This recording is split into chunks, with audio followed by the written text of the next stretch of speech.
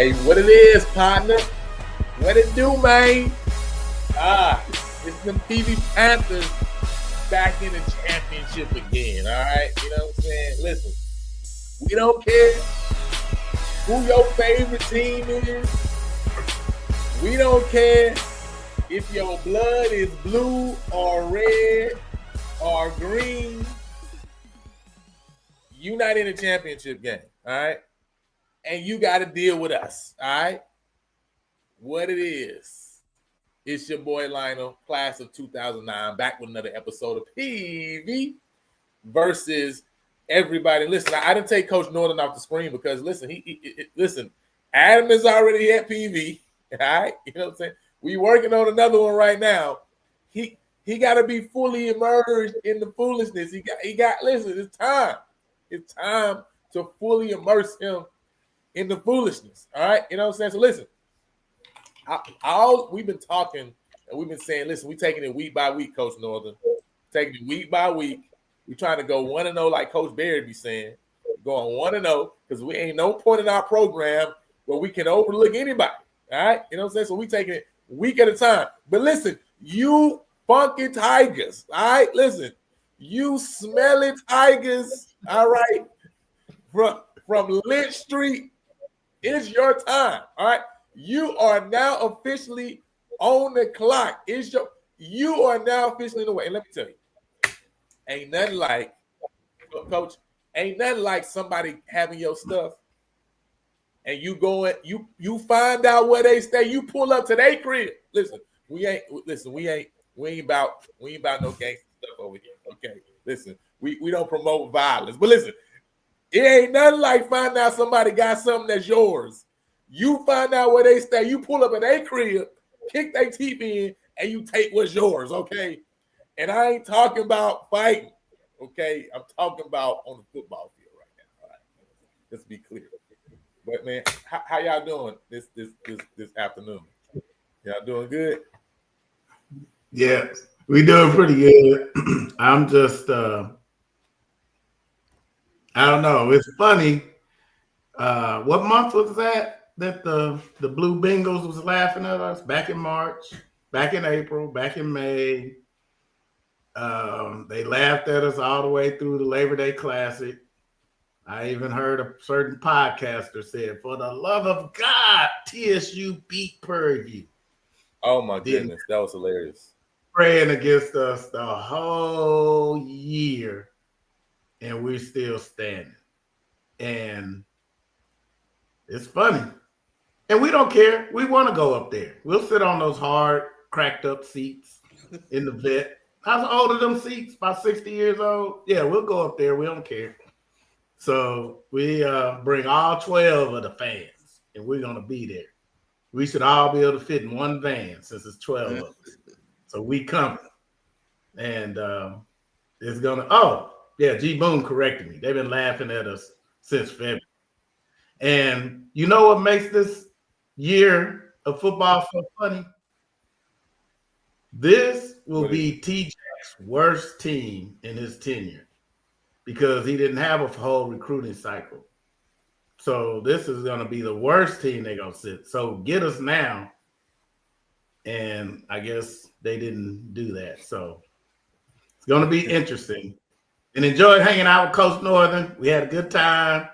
He came by the Q Nation. Well, the miniature Q Nation. We didn't have a real one. He came by the miniature Q Nation with his niece, and we hung out and talked some football and talked about cows and all that stuff. Hey man, We talked about some cows too. Yeah, I had a good time. Look, my niece came to the game with me, and she a little different, you know. So she said she wanted to come to the game just so she could tailgate. So I took her to a couple spots. So she had some good food before, during, and after the game. So that all worked out well for her and for myself. We were in the box this time calling the game, and it was colder than a deep freeze up in the press box that we were in this week. So we had a good time. I tell you what, the funniest thing the whole weekend to me, I'm at the post-game tailgate with Quentin Kellum and his family and people all out of Waller County. Hey, man, I had a good time. So I had a guy walk up to me, Alejandro. I want to say, make sure I say his name correctly. So, look, he walks up to me and he say, "Hey, man, I know you probably don't remember me," but he says, "Coach, I remember you come and check classes one day," and he said he just remembers seeing me peep through the window. Now, I'm the head football coach at Prairie View, still doing class checks. So he says he remembers me looking through the window at a football player that was sitting behind him that he didn't know about. So he says he just see me almost saying, like, put that damn phone down and pay attention to the teacher. So, look, he says, "Coach, I was scared of you." He said, matter of fact, I put my phone down and didn't pick it back up again. So I thought that was funny that he didn't know it was a football player sitting behind him. So we laughed about that. but I had it wasn't that many people there, but I still had a good time. Had a chance to talk to some of the coaches before and after the game, and exactly what they said. Just talk about the standard is the standard and how they wanted to play. They did it no matter who was in the game. So, and it's still, I'm pretty sure it's still some plays that they felt like we could have, Prairie View could have done better. Hey, and y'all boy Adam, he already talking about, I don't know if he gonna catch the bus or he gonna ride with me. And look, my niece, y'all newest commitment in the class of 2037 or whatever. Look, he already asked, can she miss school that Friday so she can go to the game? So her mom says, how you gonna get there? She said, oh, I'm gonna ride up the heights. I'm like, look, the Prairie View Nation in the Northern household ready to go to Jackson, Mississippi.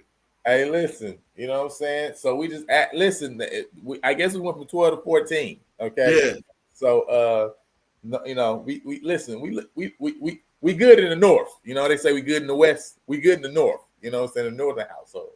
All right. You know what I mean? So with that said, man, listen, we got call lines open, by the way, because we getting straight to it. We ain't gotta waste no time, y'all. Like listen.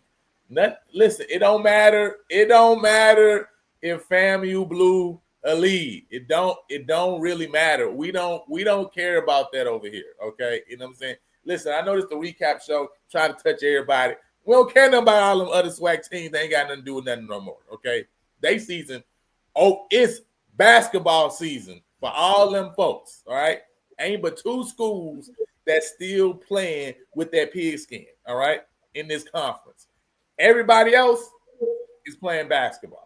Okay, if they gonna keep a job and not coach, I know coach. We'll talk about coaching on the show. But listen, if they keeping their job now, we don't know nothing about that. My coach keeping his job. Okay, that's all I know. Coach knows. I don't know about nobody else. Coach. Okay, I know about my coach. Okay, he gonna keep his job. All right, that's all this is. So listen, biggest winner and biggest loser for this week, man. Who y'all got?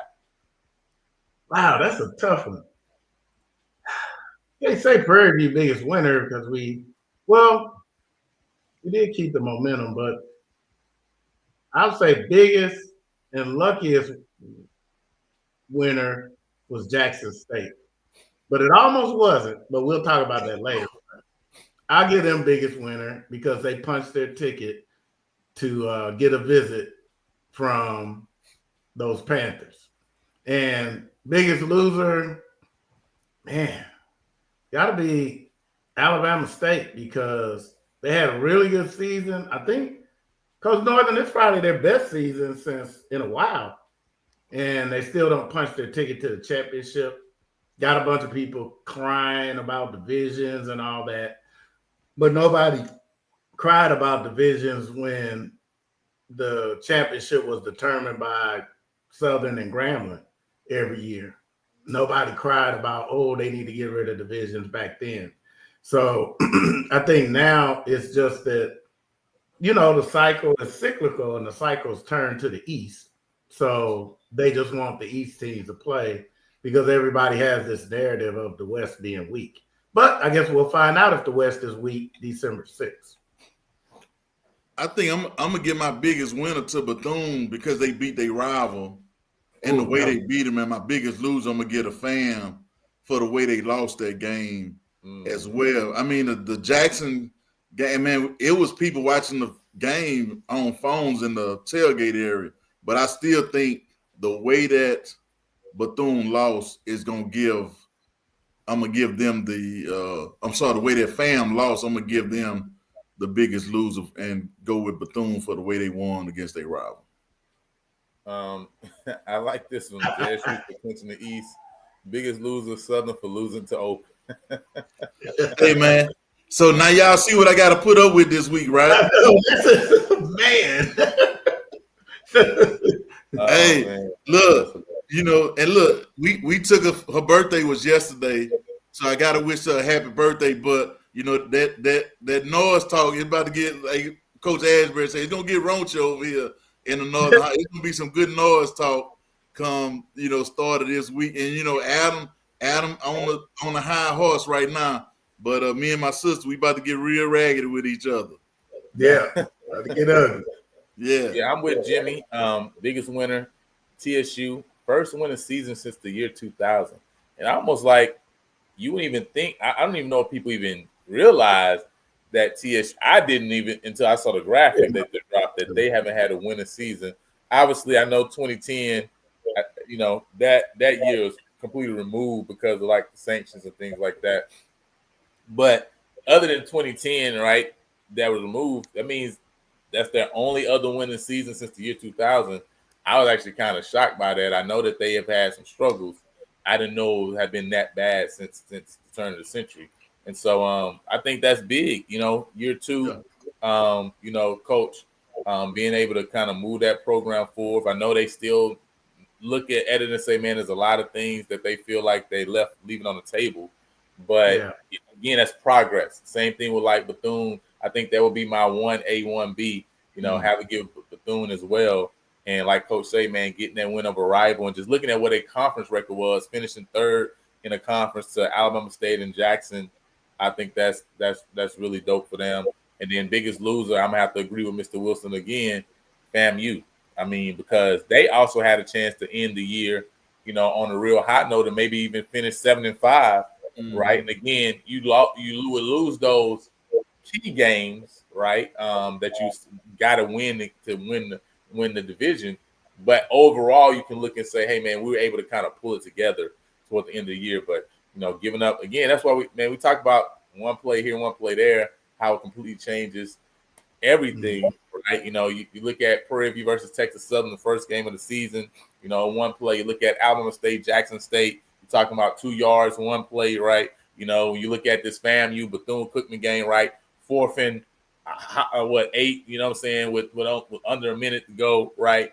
Change trajectory of a season. You're talking about Grambling, Jackson State, you know, even putting them in a situation where they essentially, you know, had to win, right? Instead of being already walking into the East. Prairie View, Alabama State, you know, field goal goes wide left. These little things make up the whole of a season, right? You know what I mean? Same thing we talk about Alcorn, Prairie View, right? You know what I'm saying? That big sack, right, on that play before they kick a field goal. You know, all these little plays here and there, you know, sometimes we don't remember these plays when we look at the whole of an entire season coming down to literally one play, 1 yard, one, you know, misassignment. And it changes everything, right? You know what I'm saying? So great. I mean, a lot of great, you know, moments throughout the season. But I think that's who I have to give it to, man. It said Hornets Nation ain't crime. People in social media just trying to keep that BS going. Yeah, for sure. You know, you haven't really seen Alabama State people really ones making noise about, you know, finishing second or, you know, wanting to be the 2 best teams and things of that nature, right? You know, really is from other people, right? Because really the 2 best teams in the championship is going to be Prairie View playing against Alabama State again. That's what's going to happen if y'all want the 2 best teams, right?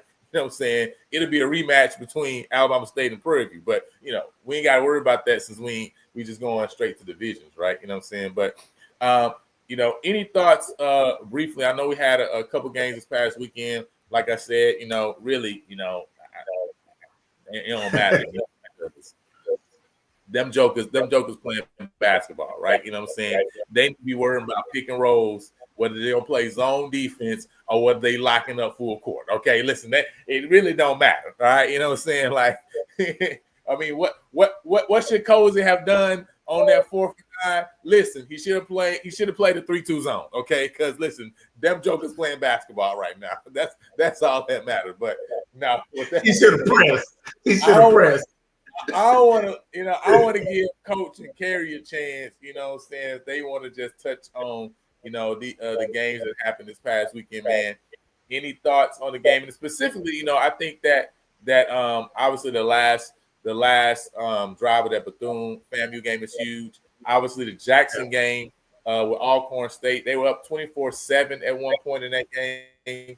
Alcorn, man, you know, continue to fight. And really, again, we talk about, I always look at the ebbs and flows of the game. You know, I think the score was, I want to say 17-7. And Alcorn was driving, man, and they had just a bad snap, man, a really bad snap went over the quarterback's head that was returned. And then Jackson turned that into going up 17 points. where they really was in a position where they was about to make that a 3-point game, you know, in the second quarter of that contest, right? And so it, you know, those are those big breaks, man, that you can't have when you're trying to get over the hump of your rival, you know, at the end of the season. But any thoughts on any of these games that we had this past weekend that you guys want to touch on? Yeah, the only thing I'll say about the Jackson game was just how evenly played, even though you had the ebbs and flows of the game. Right. If you go back and look at the stats, it's, you know, pretty much 50-50 on everything. It's not the third down conversions don't tell the whole story. Yeah. Each team had one turnover. So I think that's the thing, and that's what people, I guess, don't realize sometimes. It don't matter who has the better team when you play your rival. Sometimes Joker's just gonna find a way to keep hanging around and keep, you know, you might be up by 20, and next thing you know, you get a lucky break here, and then it's, you know, we got to hold on to win. So it's just one of those games. It was a good game if you were not a fan of either team to watch, but just that ending, man, it was exciting. I'm telling you, man. I don't know what would have happened had Jackson not won. Cause I don't know if I mean, it was gonna be some windows busted out and some tires flat over there. Oh, it would have been some brick throwing. It would have been it would have been an issue. They'd have put some extra potholes in the street. I don't know, but it would have been bad. Yeah, I really enjoy, and that's the thing. The game really is a game. The game is a game of inches because that touchdown that got called back. If he'd have waited just one more second and handed him the ball, just tossing it or if he'd have ran behind him and let him toss it. But I think that play was designed for him to hand it off. But he just, I don't know why, he tossed it. And, man, just inches away, it would have still been a touchdown. So, yeah, shout out to that. That was a good game. Yeah, yes. Enjoyed it.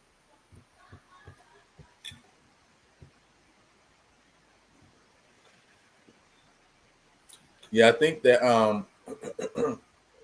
was very interesting. I've never seen, you know, a fumble on the victory formation before. So that was one where, man, TC got the headset, got to put the headset back on. And again, you talked about not taking advantage of opportunities. That last minute, you know, Alcorn. I mean, because they got the ball at basically around their 45-yard line, I want to say, or something like 40-yard line, something like that, right?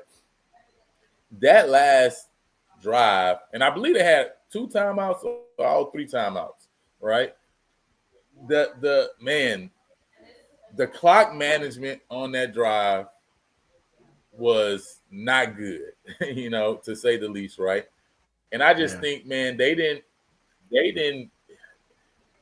It was at that moment that I think you was revealed why this team that, like you talked about, Coach, the gameplay throughout the game showed and the stats showed that, hey, these two teams were really more evenly matched than people would have thought before the game started, right?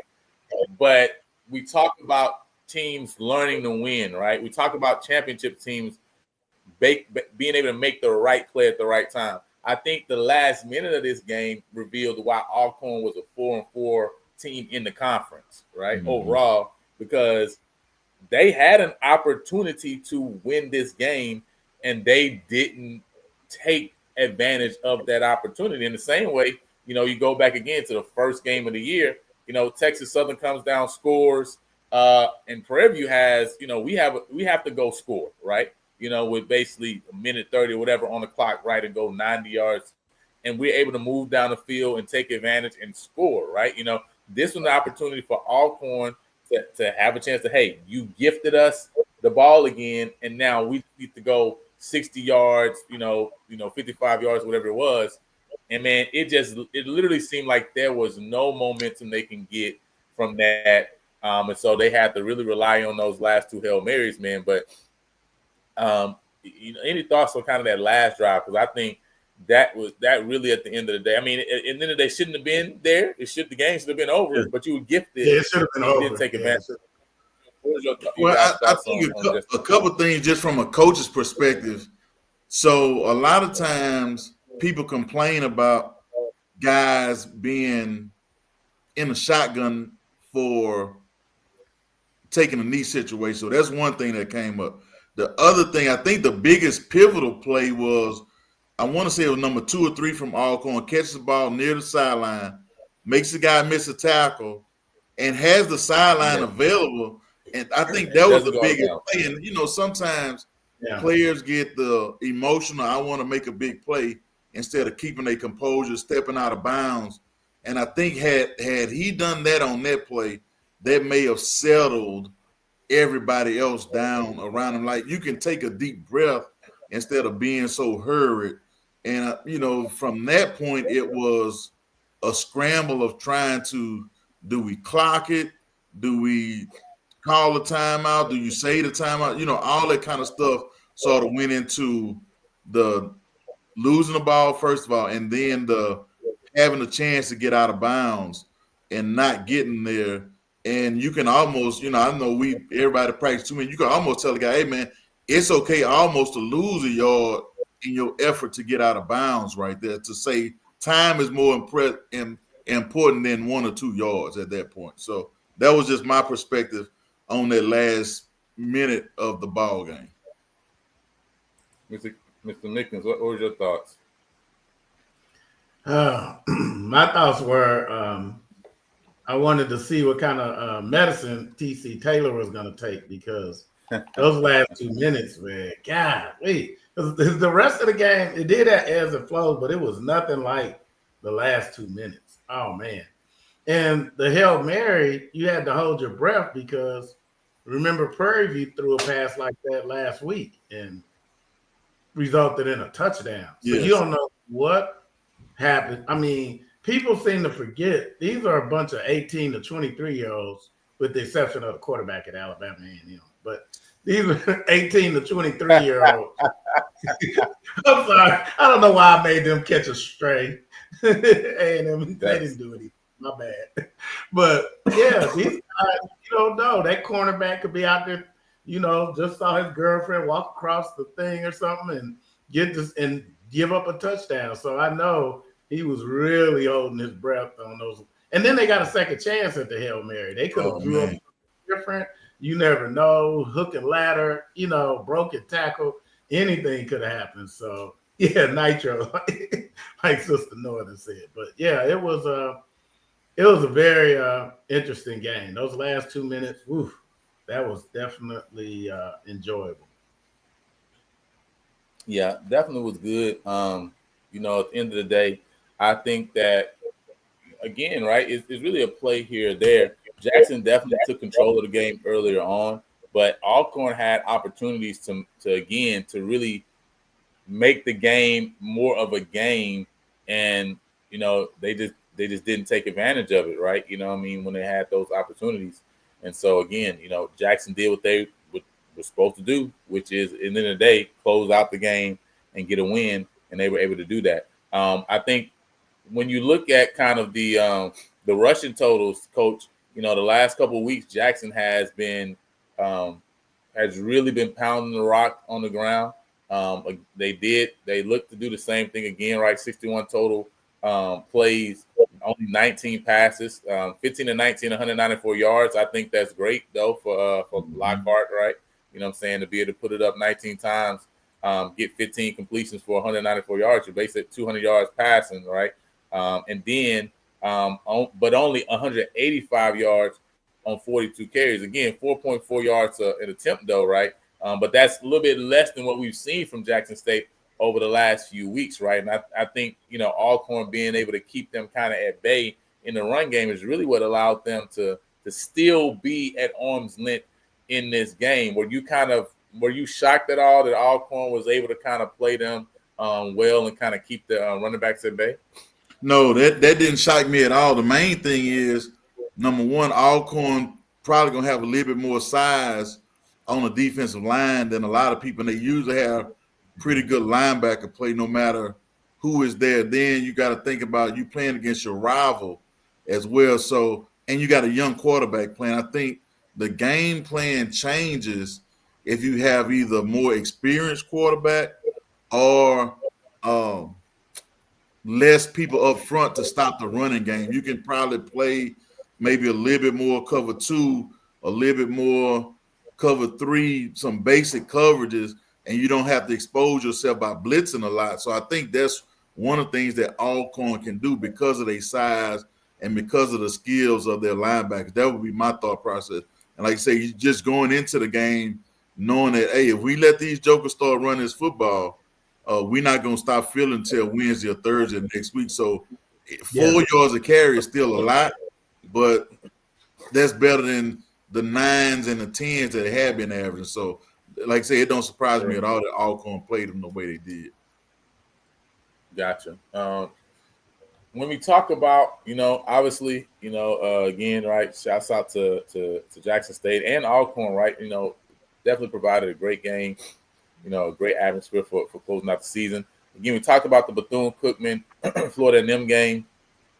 Timmy McClain came again with the 41-yard touchdown pass to close that one out, 38-34. If you are FAMU, Coach, put on your AD hat again. How are you feeling about both the Bethune program and where they are right now, and FAMU and where they are right now? Because when you listen, people are saying that they're kind of moving in different directions, right? So even though record-wise they're very similar, I think 6-6. So FAMU has a chance to finish 6-6 if they can beat Valley, right? But it seems as if they're kind of moving in different directions, right? What's your thoughts on where both of these programs are currently? I mean, it's a lot of programs right at that teetering on taking the next step to going from the 5-6, 6-6 to the 7-3s, 8-4s.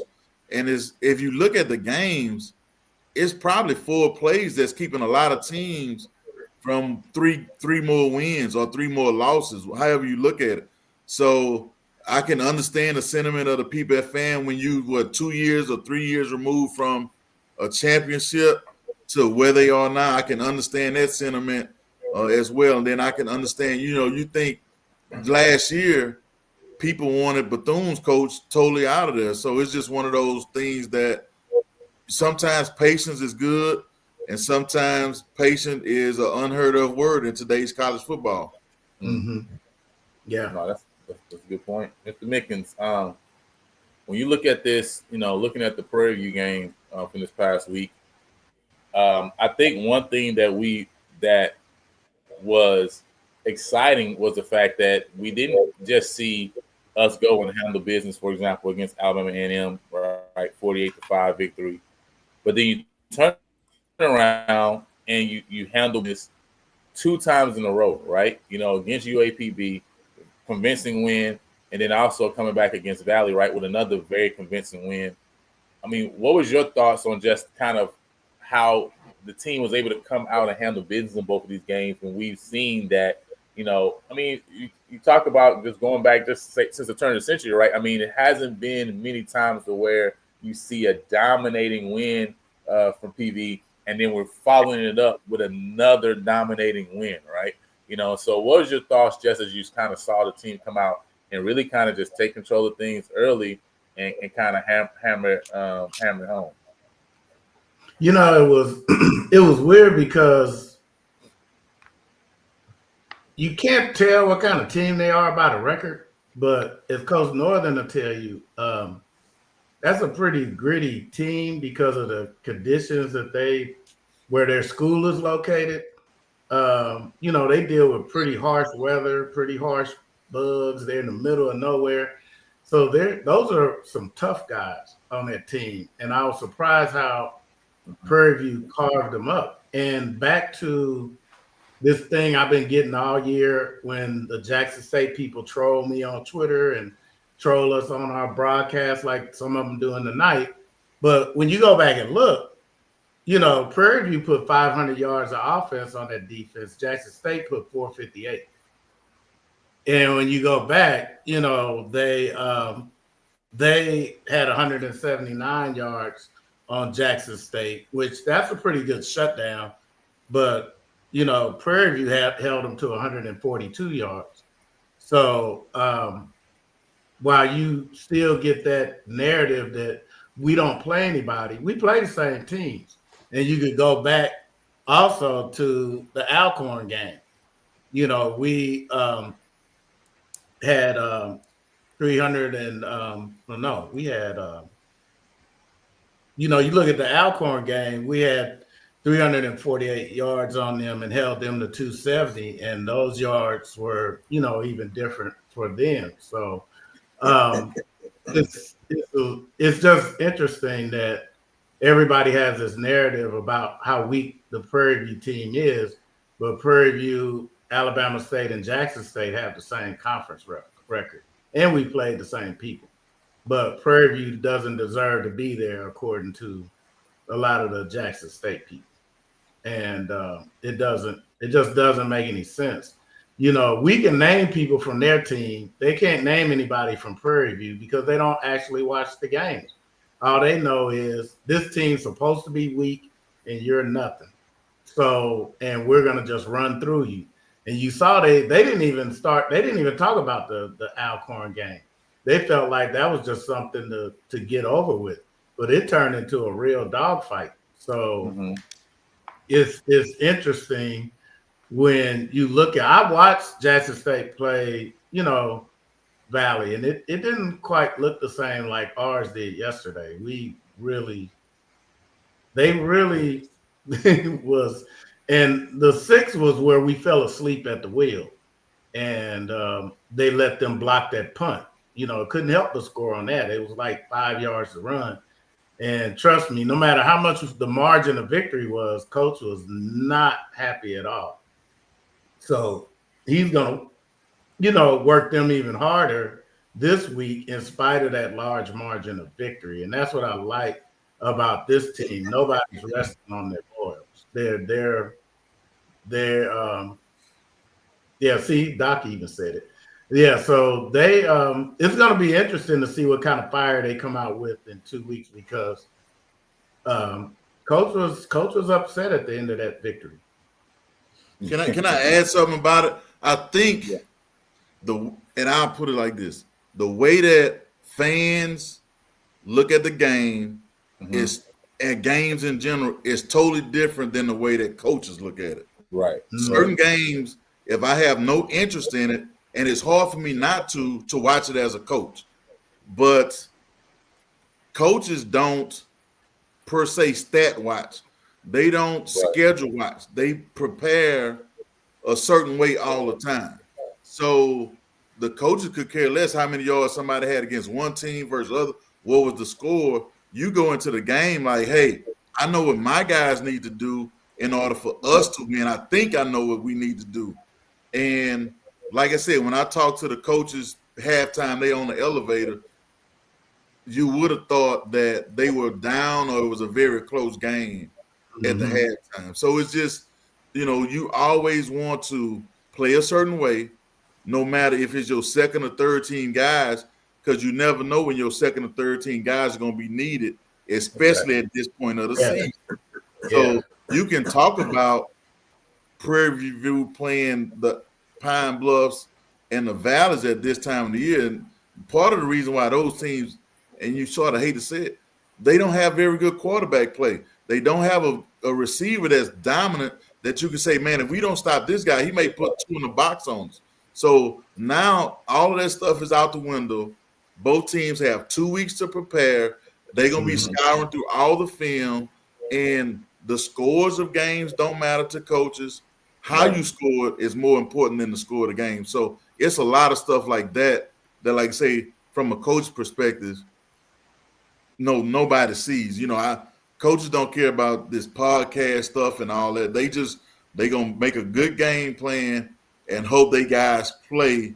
The biggest thing is whoever don't turn the ball over, whoever can run and stop the run, that's 9 times out of 10 who gonna win the football game. And y'all say it's Coach Speed. And look, I saw a guy from Jackson State, and I think it's called, he called himself First Letter or something like that. He had a very entertaining post about 5 things that coaches say. So if you get a minute, I don't know the guy, but I know what he said is very correct, and I got a good laugh out of it. But I know he's a big Jackson State guy. So it's a lot of stuff like that fans don't want to hear it, but it's the absolute truth. Yeah, but I mean, but it's the reality, right? Because Yes. you know, at the end of the day, you do gotta act like you're down, or you do gotta act like it's a very close game. Because how many plays does it take for a game that's a blowout to be a very close game? You know, I mean, how many times have we seen games where teams have total control, and then next thing you know, wasn't Benedict down 24 nothing, right? Benedict was just down 24 nothing. Way down in the playoff game. Yes. Yeah. And they end up turning things around, end up winning that game, right? So, you know, there's been times where we've seen teams get walked down, right? You know what I mean? Like you see somebody walk somebody down. We've seen teams get walked down in football before after being up 5 touchdowns, right? You know, so you've seen it at your local high school, you've seen it in college before, right? So it's possible. It can happen, right? And once momentum shifts in games, sometimes there is no reeling in momentum. It's just like, man, you just hoping that the clock run out, right? So the truth is, every game you got to play it like you got to keep that momentum. You got to, and sometimes people wonder, man, why they still got the starters in, right? And things. And it's like, listen, first of all, it's 30 minutes still left. Yes. You know, if I can score 35 points in 30 minutes, then they also can score 35 points in 30 minutes too, right? So at the end of the day, you know, you do got to play and keep playing until you really kind of, and you also again trying to train your guys too, because it's about the repetition. And I even heard that the commentators make a comment on the game too, talking about, you know, and then it was talking about, you know, PV getting ready for the SWAC championship game, but they were saying like, essentially, man, when pressure comes, you revert back to what you do in pressure situations, right?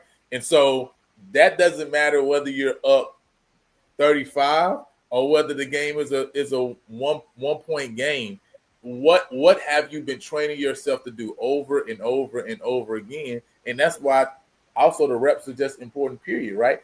It's important, you know, again, we talked about it earlier in the year with Bethune, and I don't see why people don't understand that the last 4 or 5 weeks for Prairie View has been very important. That game against Lincoln is very important for them to finally go and see 30 points on the board when it's like, it feel like we kept bumping against this wall, and now we're able to get over it, right? And even though the game against Alabama State, we didn't score 30, but you just saw the momentum, how quickly we was able to jump out to the 14-0 lead, 21 points, right? I mean, the offense was really rolling, right? You know what I'm saying? Again, we hit that point, but you could see that there was a difference in the offense from what we had seen in the first 5-6 games of the season and what we were seeing then. And so, you know, again, having a game where we now play against, I keep saying, it's hard to put 50 points on anybody. It's hard to put 60 points on anybody, right? Like, we act like these are easy things to do. Like, no, putting 40, 50 points on people is work. Teams ain't just letting you score. You got to go up and down the field. You got to put the ball in the end zone. So at the end of the day, it's important to see it done, but it also is about the repetition, right? You know, it's also about, I think I was listening to, it may have been Hal Mummy, right? When he was talking about how when he practiced, and when they practice, they always practice from like the 20 or 30 in a lot of times, because he said, I want the receivers to always end the play in the end zone, because I want them that just in their mind had a repetition of always scoring, right? So I don't want them to just cut off a play and you stop at the 5 and just go out of bounds. No, I wanted you to take every play to the end zone, because I'm thinking about the repetition of what you think of when you catch and you turning up field, right? And you end in there, right? And so it's just the mentality. It's just, again, we talk about these mental reps, right? Talking about these literal physical reps in the game and how important they are when you playing in a high pressure game now, right? In a championship level game, the mistakes that you made against Alabama State in that championship pressure type of game, that now you see a difference in this next true championship game that you're going to play, because you've had a chance now to see it over and over again, right? And so it's definitely super important, man. You know what I mean? It's definitely super important. And that's why with the score, that's why with the margin of the score, Coach Jackson still got on the team pretty hard about the block punt, because that could have been a punt you needed in a championship game. You can't be asleep at the wheel. Every play is important, all 3 phases of the game. I don't care what the score is, because that could have turned in a championship game. That could have turned the whole game that you were leading the whole time. No, it's facts. You know what I'm saying? Mr. Carlos in the comments saying congratulations, as much as you hate to say it. Mr. Carlos, you're very close to PV. You can always just go and put on purple and gold and pull up. I mean, listen, that changing affiliations, you know what I mean? Listen, it's okay. Waving the white flag and realize that your team has only been able to win one year out of the last 25. You know what I mean? Like being able to have winning season. You don't have to deal with that, Mr. Carlos. You don't have to deal with that for the next 25 years, right? Because listen, y'all not gonna win a season for a long time from now, okay? But you ain't got to deal with that. You can just right now decide, you know what? I'm already over here on PV versus everybody. Let me go and put on the purple and gold. Listen, your logo is white and black right now. I mean, you can switch affiliations. Nobody would even think nothing about it. You can start posting about Prairie View next year, and nobody even gonna say nothing to you, Mr. Carlos. So listen, I'm giving you permission right now to go and put on the purple and gold. Don't go through another 25 years of winningless seasons. Okay, all right, until the next Chris Dishman come along. Like, go and switch now. All right, join the Northern household. All right, PV Nation up and down. All right, you know what I mean. So now, with that said, though, obviously we can turn to you talk about 2 weeks, Coach. Right. So can you kind of take us through what does preparation look like when you have 2 weeks to prepare? Because typically you're looking at 1 week, right? You know what I'm saying? When you're talking about having a chance to game plan for a team. But now you're talking about 2 weeks, right? With Jackson and Prairie View. What does this look like for both of these coaching staffs of how they're going about breaking out these 2 weeks? Is there an extra level, couple of days of rest that they're giving guys? Are you staying with the same exact schedule as far as practice? What does it look like over the next 2 weeks, starting today, going to 2 Saturdays from today? Well, it depends on. I don't know if both schools are Sunday off teams or Monday off teams. That's usually what you get in college football. But what I would think would happen, you probably gonna have a couple of days where all you do is get treatment and maybe lift weights and do a film session and some conditioning. Then you probably gonna have 2 days of heavy practice with concentration, maybe more on like pass skelly, certain situations, P and 10, second and short, third and long. So you do more situational football, and it might be just shorts and shoulder pads, depending on how you normally practice. The monkey wrench that's thrown in all of this, Prairie View hadn't had a Thanksgiving Day practice in a while. So how do you handle the Thanksgiving part of it as well? So that's one thing to think about. And then you get through, you may give them early morning, Thursday, Thanksgiving Day, you may have a practice. Friday, maybe some light jogging, pass skelly, special teams concentration. Saturday, you may say, I'll give you guys off. We may do a team movie to keep everybody from getting scattered all over the city of Houston. Or you may, hey, man, let's meet here and watch a game or two or something. You do some things to keep your team together. And then your following week after Thanksgiving, you go into your regular game week program. Or how would you normally do it? I think now, and don't take this the wrong way, anybody.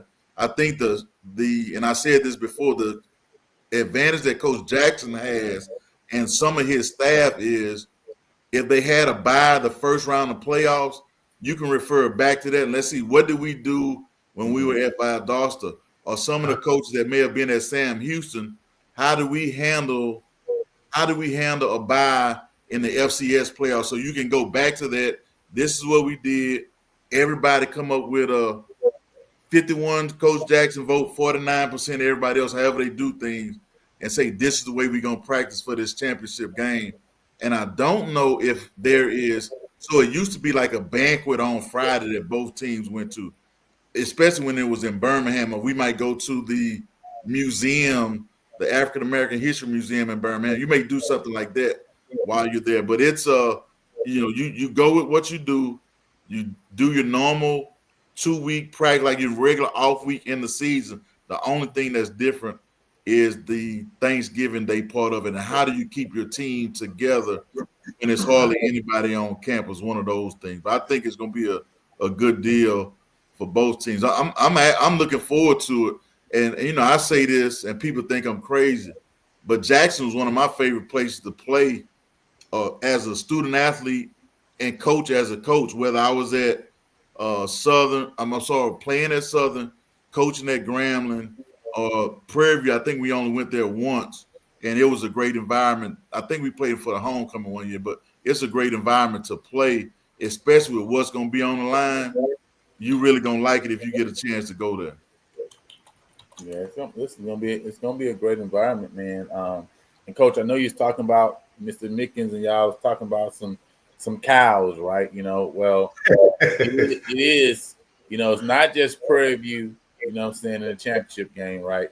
We're not playing. We're not just playing ourselves, right?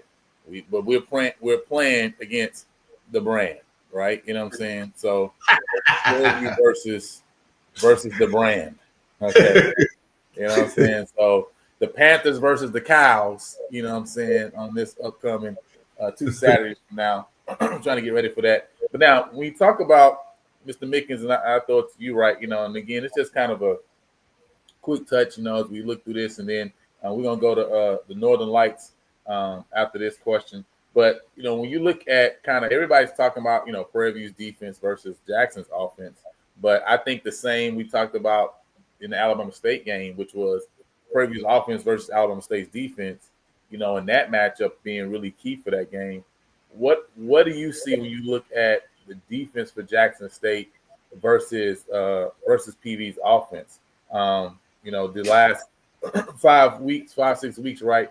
Prairie View is really starting to turn it up right and really seeming like they're really kind of now, kind of really turning their wheels as far as the things they've been able to do, getting into a lot of different playmakers. And that Jackson defense is really stout up front. We talked about, really the secondary kind of giving up some plays right there. I mean, them also having those couple linebackers that can come up and make real big plays in the run game and also in the coverage game. So what is your thoughts when we look at kind of both of those units and kind of that matchup, just touching on that? Well, their offensive line is pretty big, but our nose tackle is almost 400 pounds, and he might look like he can't chase you, but he'll chase you. And you try to hit that A gap, it's like hitting a truck. So but they have the same thing. Their nose tackle is not as big as Elijah Sparks on our team, but I think his name's Williams. But their nose tackle, he's pretty athletic, and he shoots the gap pretty well. I think PV's key to Jackson State's defense is getting to the second level. Their front seven is pretty good, but I think they're a little young defensive backfield. So from the games I've seen, they will give up, those the post routes a little bit. But you have to throw it in time because they're real active in that front seven with the hands. So if you're not careful, they'll get some batted balls and they'll get some sacks. And your pre-snap reads got to be good because they'll present 3 and rush 5, and you don't know which side they're going to overload. So you got to really pay attention to tendencies, but sometimes they run 3 and they stay in the 3, and that's your opportunity that, on that read option like Coach Northern talked about to go ahead and hand the ball off, especially, with the way we've been blocking on the interior. So I think you don't have to go over the top deep. I think those go routes against J-State with the way their front seven's been playing, you don't need to be standing back there holding the ball 8 seconds. But if you can get the ball out quickly and let people like Rockwell and Dennis and Ojo do their yak yards, that's going to be key. And I think we got quite a bit of depth. Jackson State has a lot of depth too, because I think they have like 104 people on their team as well. So depth is going to be an issue in this game too. So I think we got to really watch our blocking schemes on the O-line and make sure we don't set up, run the shorter part of the route tree for Cam and just keep the sticks moving. Right. No, I think one thing that's really interesting talking about O-line play, Prairie View is giving up the least sacks this year, only 7, right? And both teams have 18 sacks on the year. So I think it's really interesting just to see how that goes with the defensive lines, right? Are they able to create pressure? One thing that, even with this Alcorn game from yesterday, you're able to see was, Alcorn, Jalen Tolbert had time, to really, be able to look downfield and put the ball in place where it needs to be. And so if Prairie View is able to keep Cam Peters upright, that's going to be really good for Prairie View, right, to be able to get the ball downfield. We have the receivers in order to really exploit Jackson in the secondary. And if they're able to have time, that's really going to be key to be able to do that. They've been able to do that so far this year. And Jackson wasn't able to get that pressure that they would like on yesterday. Right. And when you think about not just in the overall thing, right? When you talk about just the conference games, right? You talk about only 11 sacks on the year, and Prairie View's only given up 3 sacks, right? In what, 8 conference games, right? And so again, that lets you know that the offensive line has been doing a really good job, on keeping the quarterbacks upright. So I think that's going to be really interesting to see, as far as some of the intricacies of the game. Also, when you talk about the defensive line of Prairie View against Jackson's offensive line that has been doing a great job throughout the season, and kind of just again, you heard it on the coaches call many times with Graham, Mickey Joseph, right? You've heard it with, you've heard it with Valley's coach as well. Just talk about how that the 3-man front kind of presents different looks because and I think Coach Northern, we talked about this a couple weeks ago, because the way they teach the offensive line of how to block it is a little bit different than what you would typically see, right? If you have, a 3-4 defense, if you got 4-man down. And so sometimes that can take a little bit, right? To kind of talk about those differences. This is where that 2 weeks is important and is great for, O-line, because now, again, paying attention to film and looking to say, okay, this is what we're going to do so that we can swallow up a Sterling Roberts or say a Trevor Randall. And so those guys aren't able to spill and get to the running back as quickly or as normally they would, because we're able to kind of block it and get to that second level where typically they really like to kind of flood us and be able to get to the running back a little quicker. So I think those little things, man, are going to be really important in this game, because I think whichever team can run the ball very well and successfully is going to have, first and foremost, that's going to be the team that has the first shot at really kind of controlling this game. Whichever team, both teams want to run the ball, and whichever team is able to do that successfully, especially starting off in the first half, I think that's the team that's going to really be able to control this game. Because I don't care if Lockhart is playing or Morgan playing. Jackson is still going to run the ball 40 out of 60 times. Let's be clear. I told y'all that before the season started, that Jackson liked to run the ball. That's what they want to do, okay? And it really don't matter if Morgan play. If Morgan play, they may throw the ball 4 or 5 more times than they will throw it with Jared Lockhart. But let's be clear. They're not throwing the ball 30 times. It's not happening. All right? You know what I'm saying? They going to hand the ball off 40 times. That's going to be the norm, right? You know what I'm saying? And so the question is, which team is going to be to run the ball more successfully? Now, I know Prairie View is going to throw a little bit more than Jackson, right? But Prairie View is also not looking to throw the ball 40 times and run the ball 20 times either, right? You know what I'm saying? Like, they look to put the ball on the ground 30 to 35 of them 60 plays too. Let's be clear, okay? So both teams want to run the ball. Which team's going to have success early on? I think that's going to be the key indicator of who controls this game first, because I think whichever team can get a lead is going to have a chance, right, to kind of put another team like on their tippy toes a little bit quicker and maybe force them into a mistake. But with that said, I want to go to Northern Lights, man. Hey, before we go to that, let me go to a couple things. One, when you have an athletic quarterback, and not saying that Prairie View's offensive line doesn't do a good job, that helps keep your sack numbers down because he can escape.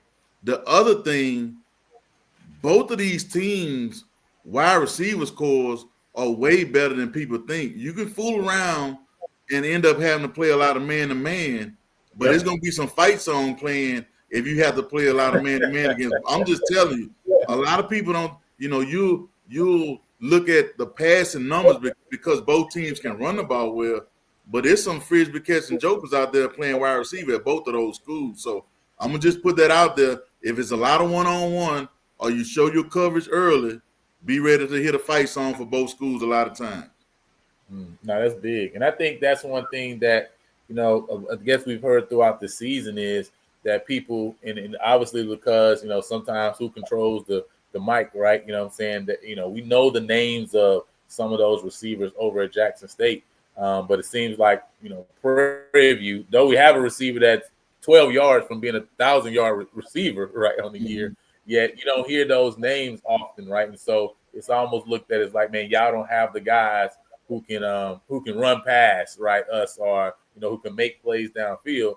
But obviously the guys are there, right? And that's the reason you've been able to score as we've been able to score, especially later in this year. And so both receiving cores have the ability to get the job done, man. It's really going to determine, man, the scheme that's put together and how guys execute that scheme. Like I say, on that game. This is not – I said it before a few weeks ago. You're talking about Alabama State, or you're talking about Jackson, or you're talking about Prairie View, man. All three of these teams want to do the same thing. I don't care what y'all talking about. All these teams want to run the ball, and they're going to pass the ball, run the ball, and they're going to try to play good defense. And these three teams are close. So the game ain't gonna be no crazy game. Like, y'all can say it as much as y'all want to. I know y'all have to be talking outside of your neck. That's not what's gonna happen here. All right. It's gonna be a good game, and it's really gonna determine on which team is able to make a mistake and which team is able to exploit the other team's mistake, right? So with that said, though, let's throw it to Coach Northern, man, because we missed Northern Lights last week, right? So we want to make sure we get Northern Lights in on this week, right? So, Coach, what we talking about today on Northern Lights? So look, I got a few. I called it On the Road Again, and I'm gonna be talking about just some different things that have happened on some road trips from my time being a student athlete at Southern, and then most of it is gonna skip to some stuff at Prairie View. So one, I think it was Pete Richardson, Coach Richardson's first year at Southern. We played South Carolina State, I want to say, in Atlanta twice that year.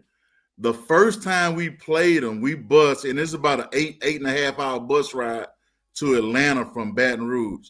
So we had one of our coaches, he's a very religious guy, to say the least. So we couldn't listen to pretty much any rap music. And we had the only tape, and it wasn't even a CD, the only tape that somebody had without cursing, with maybe one curse word, was Mary J. Blige's first album. I think it's called What's the 411. So no lie, we listened to Mary J. Blige all the way to Atlanta and all the way back. And every now and then, so just say we went through Mobile, we'll ask the guy on the team from Mobile, like, hey, man, what's the black radio station? And then we'll try to listen to the black radio station for about an hour. And then, after it started messing up, then we go back to Mary J. Blige. Then the same trip, the first trip, we stayed at the DoubleTree Hotel. So we get there, most of the rooms are not ready. So they put us in this big ballroom, and they bring in DoubleTree cookies after DoubleTree cookie for about 4 hours. So about 2 hours in, one of the players say, hey, do y'all have some milk back there? So they start bringing pitchers of milk and cup with these DoubleTree cookies. Now, most people know, most black folks, about 60 to 70% of black people are lactose intolerant. So imagine being in a hotel ballroom with nothing but DoubleTree cookies and doggone milk for about 4 hours. So just imagine what that room smelled like. The next thing I'm going to talk about, so Marino Chasm is the head coach at Prairie View. At Southern. So we're going to play Mississippi Valley. Archie Cooley is our offensive coordinator. So we riding up the valley, up 55. One of the buses breaks down, and it was a defensive bus. So the offense goes to a truck stop, comes back and get us, the defensive guys, then takes us there. When we get to the truck stop, Archie Cooley got the offensive guys doing a walkthrough at the truck stop parking lot because he was like, man, I'm not going to waste time not using this time. Another trip, when I was at Prairie View, we're playing in Dallas, Cotton Bowl, and we're on Stemmons Freeway, and we load the buses, and those latches on the bus, you have to hear them click. Well, somebody came down late, and we make the turn to get on 35, and two of the bus, the bins that go up, hadn't been clicked. And all of the equipment, mostly the trainer's equipment and some football stuff, comes out of the side of the bus. And here we are with police escort. Players and coaches have to hurry up and get off and try to put stuff back under the bus so we can get to the stadium in a timely manner. All right, these two things happened with a player, one happened with a coach on a road trip. So this is my first year as a head coach at Prairie View. We play Southern in Baton Rouge, and Prairie View's volleyball team is in Baton Rouge as well. So we had a guy on the team. He was leading the conference in all-purpose yards. So we had a rule: if you get caught with a girl in the room, you're not playing. So we find out about this kid has a girl in his room, volleyball player. We don't let him play, and that was one of the toughest decisions I had to make. We talk about tough decisions, like, am I really going to go with this rule? And lo and behold, his backup played. He might have had 9 catches for about 100 yards, breaks his hand. That's the only game that kid ever really played in at Prairie View. Then another situation on the road, I'm going to call him a grad assistant. And I say liberal when it comes to smoking or whatever, but I had a coach that I call him a coach that was smoking on a road trip in Pine Bluff. I find out about it. I basically see him, catch him or whatever. And I tell him, like, hey, man, you have to leave. You're no longer a part of this organization. And no lie, I have not seen that person since then. I understand he's a lawyer somewhere now, but I have not seen him. I'm like, hey, man, I don't care how you get back to Prairie View, but you just totally disrespect this program.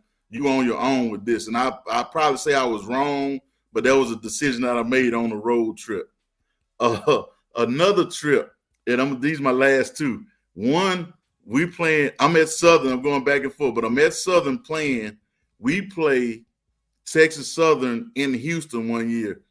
And a lot of guys on the team end up taking blankets and pillows and stuff out of the hotel for the bus ride back. So one guy in particular, he's a defensive back, and the coaches from Southern come to the bus like, hey, guys, we know y'all got blankets and pillows, bring them back. So one guy takes his blanket off the bus. So the defensive backs coach started calling them liners, like the kid on Charlie Brown. Lo and behold, we go out and play the game, and he gets 3 interceptions that game against Texas Southern. We playing somewhere, I don't know, we playing at Old Robinson Stadium, I believe. Yeah, that's where we played. The last thing, I told you guys about Pillowgate. So I think this is my second year being the head coach at Prairie View. We played Alabama A&M late in the season, and we bus up there. So like I say, that's about a 12 to 14-hour bus ride when you count all the stops and all that. So it is cold as I don't know what when we get there, and people realize it's way less comfortable than we think. So on the way back, once again, pillows, blankets, hangers, robes all come up missing from that trip. So when we get back, the hotel manager sends me an email with basically like every room and what is missing out of every room. So we got to call a team meeting, and we got to call a team meeting to say, hey, this is the rooms that we have. Bring all your stuff back. So they bringing all the stuff to my office. Look, we had so many pillows, blankets, and robes that it was probably over 100 and something items that was stolen, and it was over $10,000 worth in value, and it cost us $2,000 to ship all the stuff back. So look, we had so much stuff in my office. Adam and another kid, they would take the chair in my office and just like jump like they on a high jump mat. Well, one of the, I can't remember who the other coach's kid was, but they playing hide and seek, and the kid hides under all those pillows and goes to sleep. So we can't find the kid in my office hidden under all those pillows. The last thing about this story, I run into one of the equipment managers at Prairie View. This was the last game, the Pine Bluff game. So I say, hey, were you on the trip when all those towels and blankets came up missing? She said, you know, she's more like to say, like, yes, sir, coach, I was on that trip. She said, as a matter of fact, I just got rid of that blanket last year. That was a very good blanket. So, you know, like I say, it was a whole lot of stuff came up missing on that trip. Like I say, that's some of the stuff that go on the road that a lot of people, like I say, is funny. But like I say, Crook say, who don't take a towel or two? Look, I'm big on the hotel shampoos and stuff like that. But, man, them towels and stuff and the blankets, and hey, man, and they did have some real good robes up there. But, and even, man, Joker was still in pillows. And one trip we went on, Joker was still in hair dryer. Like, man, what you going to do with a hair dryer? You know, so it's one of those things that happen on the road trip. So that's a few little on the road again nuggets that people can, and like I say, when you see some of those kids, especially the ones that played for me, ask them about Pillowgate and what they took.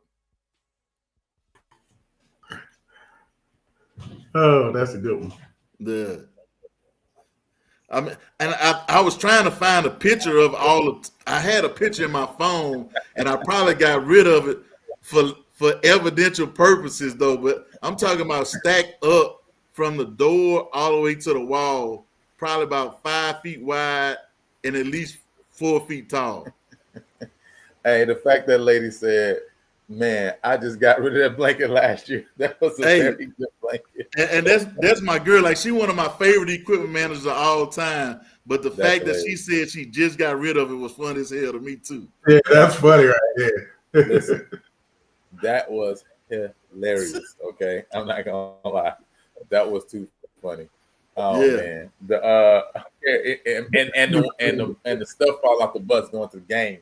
That's crazy. I mean, Coach talk about the sweet tea not being sweet. Imagine like stuff falling off the bus with you trying to pull up to the stadium. That's crazy. You know what I'm saying? Yeah, that's tough right there. Hey, look, and then the other thing, this one too, we laugh about. I think the year I was at Prairie View, and I may have been the defense coordinator, we played in Jackson, and man, it was sort of warm. The air conditioner goes out on the defensive bus. So if you walked on that bus, man, like, you know, you hate to sort of say it like that, but it sort of looked like a Tarzan. But you got grown men in there with not an ounce of shirt on. Some dudes just got boxers on. You know, you hope they took a shower, but it was very hot. And we even opened the top of the bus to try to let some wind through. It was bad, man. We should have sued them people for not having air conditioning on that bus. Oh, man. Made the defense earn it that year. Yeah. That's so interesting, man. Mr. Carey, anything stand out to you? What stands out to me is how they can have all that stuff happen in the background and still jump off the bus and get in the game. Like, Like think about the logistics. That's crazy. And I'm thinking about the fans all in the stands talking about where our receiver at. He ain't in the game. Is he hurt? People probably in the Rough and the Swag group talking about this receiver hurt. He might be out for the season. Nah, man, he just had a girl over. That's it. Ain't that? The thing that made it a hard decision. I'm a Southern alum, so are the Prairie View people gonna say he only did this because they playing against Southern? That was the toughest part. And like me, Coach Orlando, Coach Harry, who's our receiver. It was an offensive player, but all the guys on offense, I brought it to them to like get their 49% because my 51 was already made up. And I'm trying to see, can somebody get me on their side? And lo and behold, the kid that came in for him had a game of a lifetime. Hey, listen, really, you really need to be sending him a postcard every Christmas in the first place, because that probably kept your name from being out the box of being like, man, Coach Northern only did this because so, hey, he had such a great game. It's like, man, Coach Northern a genius, man. I don't even know why. Right. Listen, he knew that this kid had in him the whole time. You know what I'm saying? If his hand wasn't hurt, he would have been an all SWAC conference player. You know, that's what people saying right now. Yes. Okay? You know what I mean? But oh man, that's hilarious, man. No, that's fun. It's hilarious. Hey, so I see some comments that was going up. I want to pull this up and just get your thoughts on this, Coach, because I see Mr. Campbell in the comments. We've kind of been talking back and forth in the comments, and so he was saying, you know, in talking about Cam, obviously the last game that we played against Alabama State, right? You know, I think that was the game that stood out to a lot of people. You know, he had a real up and down game that game, right? And of course, because of the 4 interceptions. And so he was saying, in order for, in his thoughts, right, in order for Prairie View to win this game against Jackson, he's saying, okay, you know, Cam Peters needs to have it like an all-conference type game, right? You know, 3 touchdowns, you know, 250 pass yards. Here we go. I found it, right? You know what I'm saying? Because he's saying really you need some shot plays, right, against that defense. That's what he's saying here. What's your you guys' thoughts on that, right? You know, I feel like I don't need Cam Peters to get too high, right? I just need him to be his normal self, right? Because if we can, I need to put it on the offensive line like I've been doing the last 12 weeks, right? You know what I mean? And I need to trust them that they're going to be the open holes for Lamar J, that they're going to be the open holes for Chase Bingman, right? That we're going to be able to move the ball on the ground. And, yeah, we're going to move the ball through the air as well, right? But I'm not necessarily needing to lean on Cam and say, hey, I need you to be Superman, right? No, I need you to be 1 of 11, you know, right? I just need you to be 1 of 11 and for you to do your job like I need everybody else to do their job, right? And so if that is to the tune of his average, which is 220 yards and 2 touchdowns, I'm completely fine with that because I think we can score 2, 3, 4 touchdowns on the ground as well as we've been doing before, right? You know what I mean? So that's my thoughts, right? You know what I mean? I don't want him to go out here and think, hey, I need to go match with a Jacoby and Morgan, or go match with, you know, we're not playing Andrew, right? But say it was Andrew. I need to go match with Andrew, right? I didn't need you to be even keel, right? So what's both of you guys' thoughts on this as far as what you need from your quarterback in this game against Jackson State? And to me, again, when I look at the game against Alcorn right here, right, I don't think, you know, I think Jalen Tolbert just needs to be solid, right? They had an opportunity to win this game, and I don't think Jalen Tolbert was necessarily special, right? He just got the ball to the guys that need to get the ball in their hands. But what's your guys' thoughts on this? Yeah, he did a lot of he did have some yak plays as well. He wasn't standing back there waiting 10 seconds to throw it all the way downfield. So I think it's kind of what I said earlier. Is we need some short to medium passes, and you know, not no scary pass where it's just a quick button hook right at the line. But I'm just saying, just some passes to get your people in open space. You know, those are the plays we're going to need because they're going to probably match that too. JSU is going to, you know, run Miller and try to get the ball in space to Rembrandt and the other receivers. And what we got to do is the defensive backs can't fall asleep on Rembrandt. And I don't think they really just going to have to double him, but they're going to have to really, you know, just pay attention to his routes and put pressure up front. So I think that's kind of what they're going to have to do. And I don't think Cam Peters has to have a 400-yard passing game. He has to take care of the ball. But on top of that, we need the offensive line and defensive line to, really all around avoid the penalties. And especially on special teams. I know Jackson State has some special teams hiccups. And we have to make sure we don't have hiccups. I saw from last Saturday that, you know, we're able to get the ball pretty deep on our kickoffs. Our punt game is not bad. And like I said in the comments earlier, we had the best long snapper in the SWAC hadn't had a miscue all year, and the center hasn't either. So we got to take care of things. Jackson is if they're not second or third, they're pretty high up in the penalty category.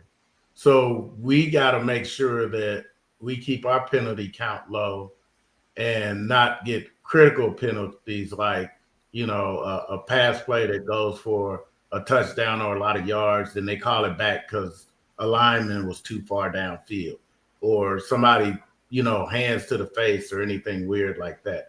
So we got to take care of the ball and take care of the penalties, and the rest will shake itself out.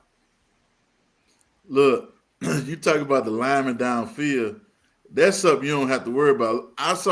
I watched the game the other day when some of this RPO stuff. Look, the offensive tackle had to duck to keep the ball from hitting him in the head, and they were throwing a slant route to the outside receiver.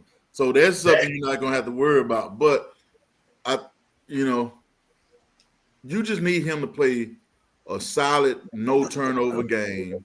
Mm-hmm. Don't put your defense in a bind. Take advantage of the opportunities that's gonna be there, because both teams gonna give some opportunities to make plays. You just gotta take advantage of the opportunities that you have. I think one of the keys to the game that a lot of people, I'm gonna say, don't think about. Diego is kicking the ball off better than what they were doing early in the season. Yes. But if you make a mistake and don't have good kick coverage against Jackson State, once again, that fight zone might be playing. The other thing I noticed, and I want to say it was Ojo or Dennis, was running down on kickoff. And I don't know if they've been on there, but I did notice that one of the starting wide receivers for Prairie View made a tackle on the kickoff. And that's something I had talked about. Sometimes you may have to change who's available on your kickoff or your punt team, because I always thought receivers made good gunners, especially if the team don't double the gunners, because they used to getting off a jam. They used to using their speed, stacking somebody. And the part that's the toughest part for some of those guys is just making tackles, because that's something that some of those guys hadn't done.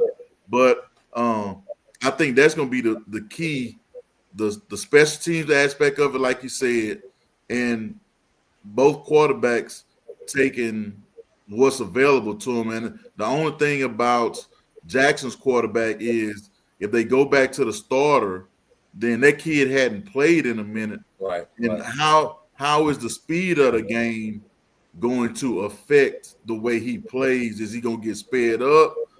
All that type of stuff is something that you have to think about. Yeah. So what would you go with that, Coach? Because you had Lockhart that's been playing the last 5 games, right? Obviously, he's been playing well enough, obviously, for them to win, right? And again, I think no matter what, he's the same style quarterback, right, as Morgan. It's not like he's a different style, right? Mm-hmm. Similar body type. So it's not like they had to necessarily change the offense. Maybe had to kind of slim down a playbook, right, for him, right, because he is a freshman at the end of the day.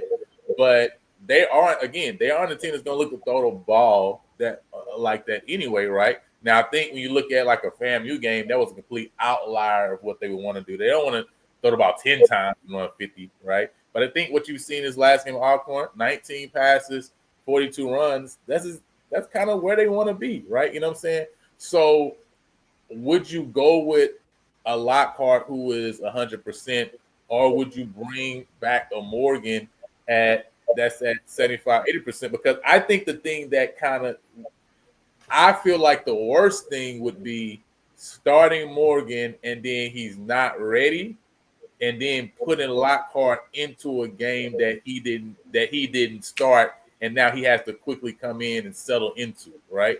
I feel like that would be the worst out of everything, right? If Morgan can come in and go the whole game, it's one thing, right? You know what I'm saying? Like if he's ready to play, he can go the whole game, right? But to come and then pull him and put Lockhart in this type of environment, I feel like that would be worse than just going ahead and riding out with him. So what would you do if you were in the situation? I think you have to go with, because this defense is so different, you may go with the more experienced guy if he can keep himself out of harm's way. He's not liable or visibly injured. I think that's the key to it, because your second guy may be used to coming in, whereas Morgan may not be. So that's the way I would sort of look at it, in terms of who can go.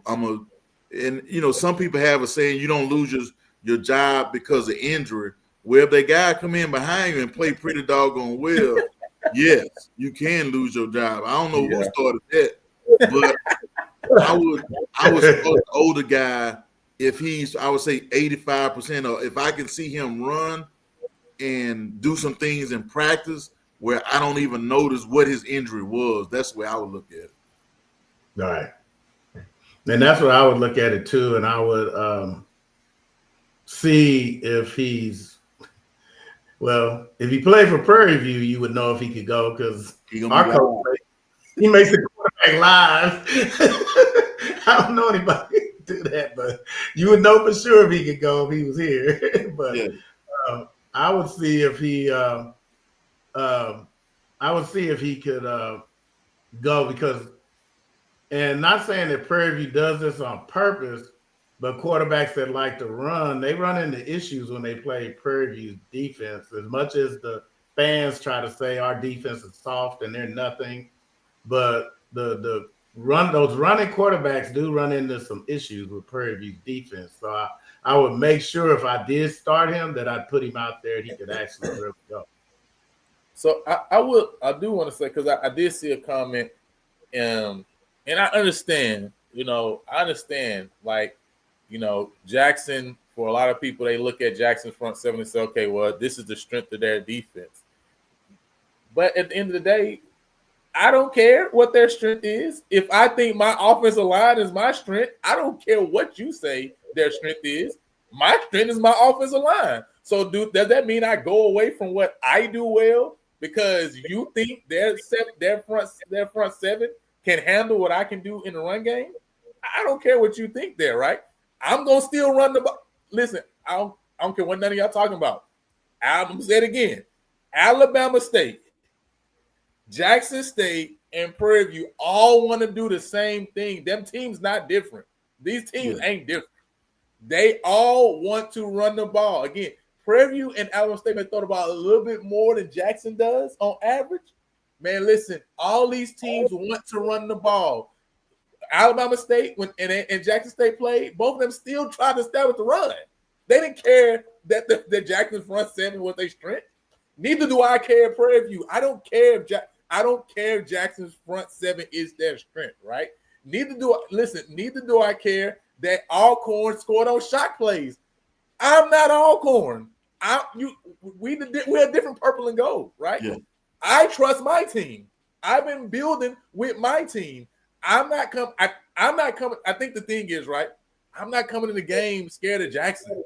I'm not coming in the game scared of Jeremiah Williams. Am I going to game plan for him because he's a great player? Yes, obviously, right? Am I going to game plan for Quincy Ivory because he's a great player? Yes. I'm not scared of Quincy Ivory. I'm not scared of Jeremiah Williams. I'm not scared of Jackson's front seven. I trust my team. I trust my players. If I don't, why am I playing the game? Yeah. Why am I playing the game if I, as Prairie View University, as Coach Jackson, as Coach Buckner, if I don't trust my team, why am I even listen? Let's go and petition the SWAC to let Alabama State play the game then. But I trust my team, so I don't care what Jackson's strength is. I care what my strength is, right? And my strength is bringing the guard around and punching your defensive line in their face and still running down. I'm gonna run at you. Okay, that's what I've been doing all season. I'm not getting to the championship game and switching up what I do. Like, why would I do that? That doesn't make sense, right? My team has moved the ball well all season. I'm not worried about shot plays and I'm moving the ball down. I can move the ball down the field on you. You ain't changing my mindset, right? So you got to deal with that. I'm gonna control the time possession like I do every single game.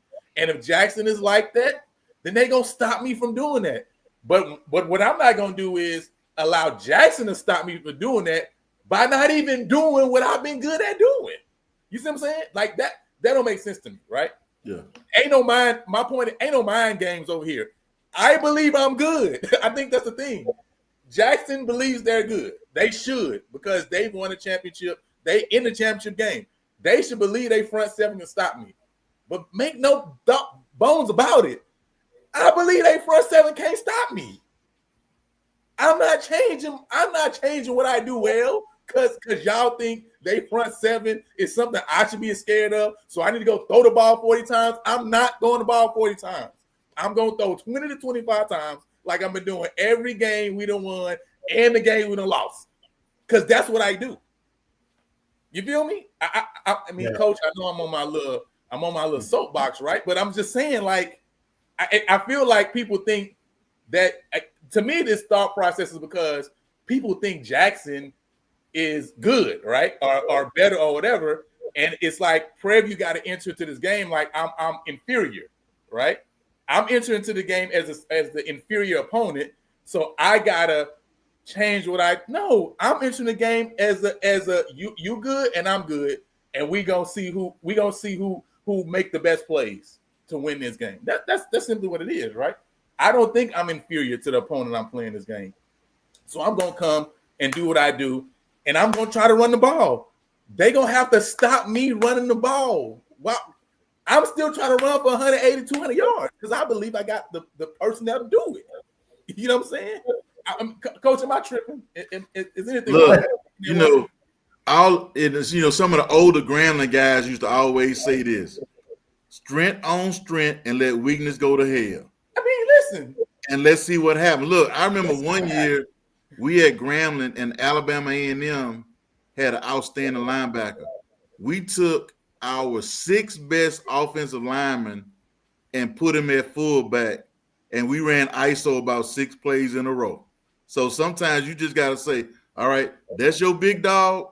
We're going to see how big he going to play after he gets some of this ISO or some of this. You got a pretty good defensive end. Let's see if he going to fit that power up, if he going to keep spilling that power after we run it at him a couple times, because that's one of the hardest plays to defend, that power and that end that's used to just getting upfield, running to the quarterback, and now he got to squeeze and spill. Yeah. That's a whole different ball game, and you got to keep doing it. You can't just do it once or twice, because the one time that you don't do it, somebody's headed upfield on your safety faster than, and then you got a joker like me back there talking about, hey man, somebody better get in that gap right there. I don't want that joker running at me that fast. So strength on strength, weakness out the door. People keep saying if their weakness is the pass defense, then okay, well, we want to attack that and then loosen. Listen. Their weakness could be the pass defense, but when they play me, their weakness could also be their run defense. Yes, you get what I'm saying? Like, it don't mean that I can't run the ball on them. They could also be weak there because I could also still run the ball on them. My point is, I'm not changing what I'm doing for no joker. I'm going to do what I'm going to do what I do, and they're going to have to stop what I do. Now, listen. If we get to halftime and listen, they stopping what I'm doing, then listen, that's when I adjust. But I'm not coming into the game adjusting. Why am I adjusting and they ain't even stopped what I do well yet? They haven't stopped what I do well yet. I don't get what y'all talking about. And listen, Coach, I know I'm bringing my foolishness. This is the dumbest comment that I've ever read on this channel. Like you think I pick Alabama State because I'm scared of Jackson State? Of Jackson State, bro. Come on now, man. That makes absolutely no sense. I thought that Andrew Body was just simply the key to get them over the hump. They played well the last multiple seasons. They've had a defense that's been every game. You realize y'all only beat them 16-10 the year before. It was 16-10 game, even though y'all ran the table, won the championship, right?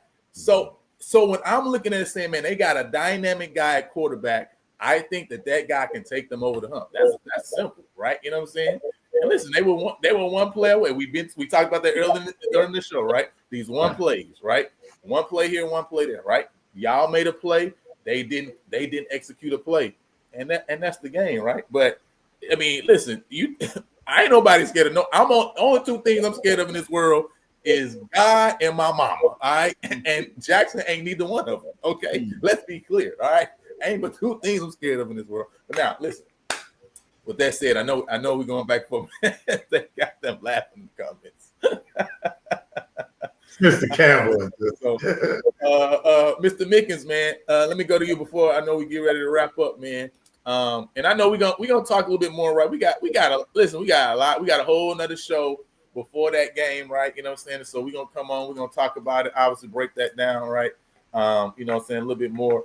But for you, man, what is something else that stands out to you as far as this game, Jackson versus Prairie View? I think the real awesome thing I think about this game is I agree with many people who have said, at least though, that if you're talking about over the last 5 years, I think this is probably the best championship game going into the game with the two teams. I think this is the best game, I think, over the last 5 years we've seen. I think most of the other games we've seen, you kind of had a clear team that you said, man, this team has a clear advantage in this championship game, right? You know what I mean? And you really need another team to play, I mean, just really spot on in order to win that championship game. I think this is the first game in the last 5 years where you can look and say, man, both of these teams, I mean, I think both of these teams can win this game, right, going into the game. And so for you, Coach, Mr. Mickens, what's the another thing that stands out for you when you look at this game that you think is going to be a real indicator of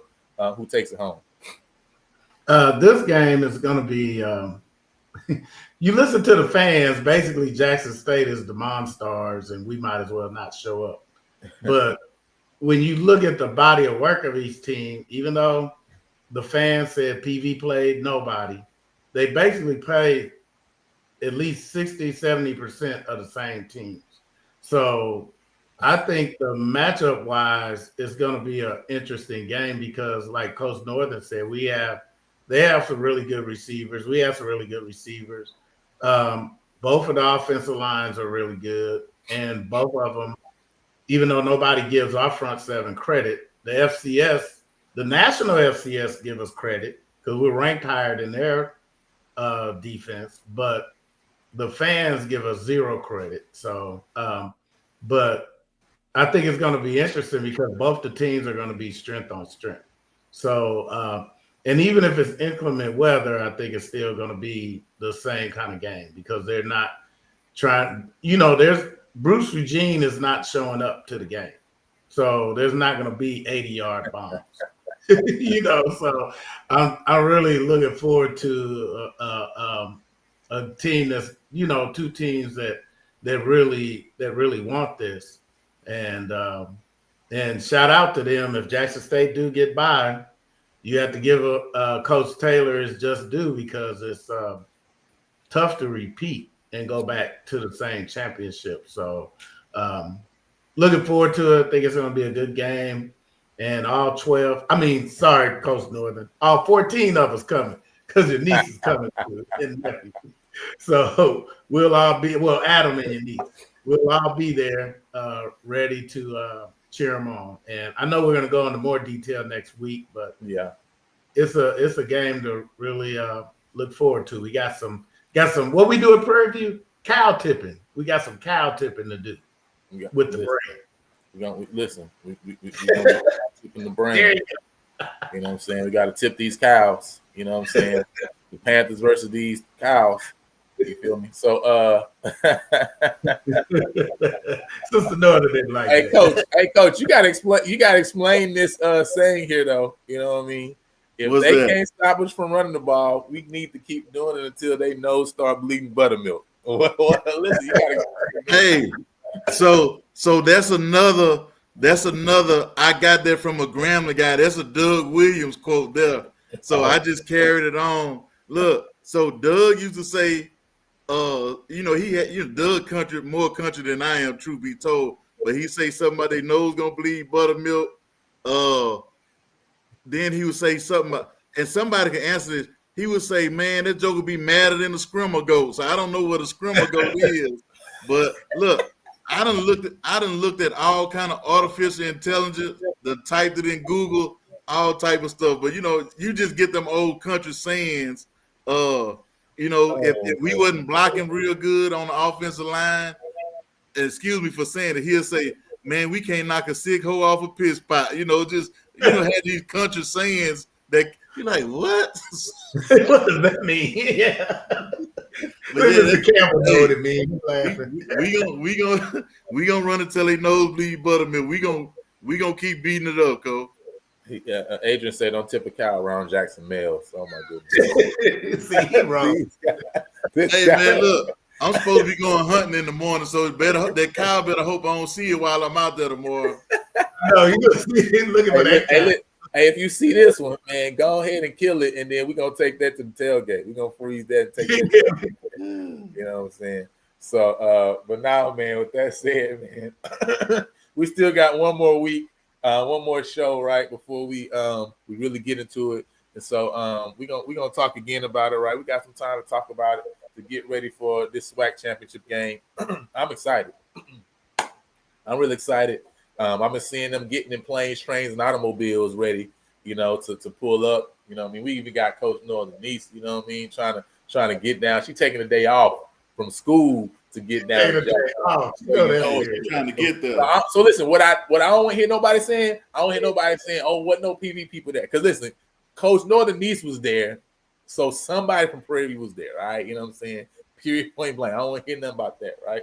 You know what I mean? But listen, no matter where this one fan, no matter whether it's 12 or 10,000 or 40K, we still gonna get this dub in front of whoever there. Okay, listen, it's gonna be recorded. So for the people who couldn't make it, y'all can replay it and see how we took care of business. But that's for another place, another time. With that said, man, we appreciate all y'all in the comments. And listen, he said PV versus everybody after dark. Oh my goodness, he said Coach Jones said unathletic was another saying that Coach North. I like that. Unathletic. Unathletic. Hey, Coach, you might have to do. We have to get the Northern Lights on all the Northern games. Yeah. Hey, the players remember more of them than I do. It's crazy the stuff that they remember. Look, I love them guys, man. I tell you what, it ain't nothing like seeing them with their family. That's the biggest thing as a coach you could do is seeing your former players with their wives and kids or with kids that they coach, and then they saying the same thing that you said to them 20, 30 years ago. So, man, I love them guys, man, truth be told. Nah, man, for sure. It's good because, hey, listen, you got kids all around right now in high school and elementary somewhere talking about unathletical and knocking buttermilk out people's nose right now, having no idea. But I still don't understand the buttermilk out the nose. Yeah. I ain't gonna lie. I'm gonna have to call Coach Williams and see where he got that from. Hey, listen, if you know PV about to handle business, I need y'all to put Atlanta in the chat right now. Everybody, drop Atlanta in the chat right now. If you know PV about to handle business on December 6th, and head on up to that A. You know what I'm saying? I need you to go and drop Atlanta in the comments right now because we've been talking about this for a while. As a matter of fact, we've been talking about it so long. I even created some because we've been talking about it. Coach Northern, listen, you got to go and copy one of these because I was preparing y'all for this day and y'all thought I was joking. Y'all thought I was joking. I thought I was playing. I was serious. Atlanta wins. Atlanta is the land of the purple and gold. Oh, the land of the purple and gold. Better get there.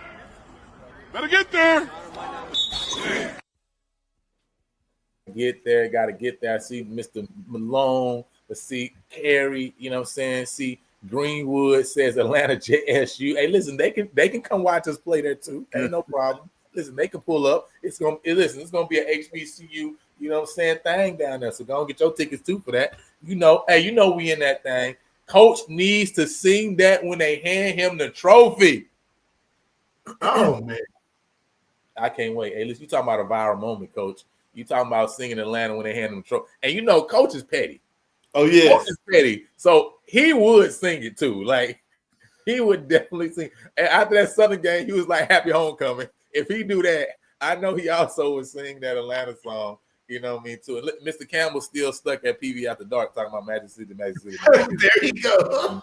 So we got a lot of Atlantas in the chat. You know what I'm saying? So again, man, we appreciate all y'all. My purple and gold. On, for joining us. Listen, we're gonna be on next week. And hey, listen, next week, hey, we need y'all go hit them call-in lines, man, because we want to hear from y'all. We want to hear y'all thoughts, what y'all think gonna cause the win, you know what I'm saying, for either Jackson or for Prairie View. You know, what are the keys to the game in your mind? And so we're gonna talk about it next week, right? And kind of break it down. Maybe we can even, bring some different clips and stuff like that to talk about both teams and see what they do well. Strength on strength. You know, Mr. Campbell might have him call in to talk about why he think Cam Peters got to have an all-conference style game in order to win. You know what I mean? And so, hey, listen, we're gonna do all those things on next Sunday. So make sure you're in the building, make sure you're in the place. And again, if you have not subscribed to the channel, go ahead and show some love, man. Go ahead and subscribe. Hit the subscribe button. You know what I'm saying? Go and show some love. But hit the subscribe button. Hit the like button, right? You know what I'm saying? Because you're in the right place to be. It's PV versus everybody. Oh, and the last thing I gotta say, and Coach Northern did approve me saying this, okay? Last thing I gotta say, listen, it's PV versus everybody. Listen, I don't care if you went to Alcorn, I don't care if you went to TSU, I don't care if you went to Mississippi Valley or Bethune-Cookman or Southern. Listen, I don't want none of you jokers pulling for us to win this game, okay? Listen, if you ain't pulling for Jackson State, stay your stanky foot self on the sideline and just watch the game. I don't want you pulling for us. I don't want you clapping. Don't you raise your fist when we score a touch. I don't care how much you hate Jackson. I don't care. I don't want to see no celebration from you because it's PV versus everybody. We don't need none of y'all help. We don't need none of y'all on our side. Listen, y'all got to watch the game from outside then. If Jackson people ain't letting y'all sit over there, don't come sit on our side either. I don't want y'all support. We've been doing it by ourselves. We gonna end it by ourselves, okay? We don't need your help.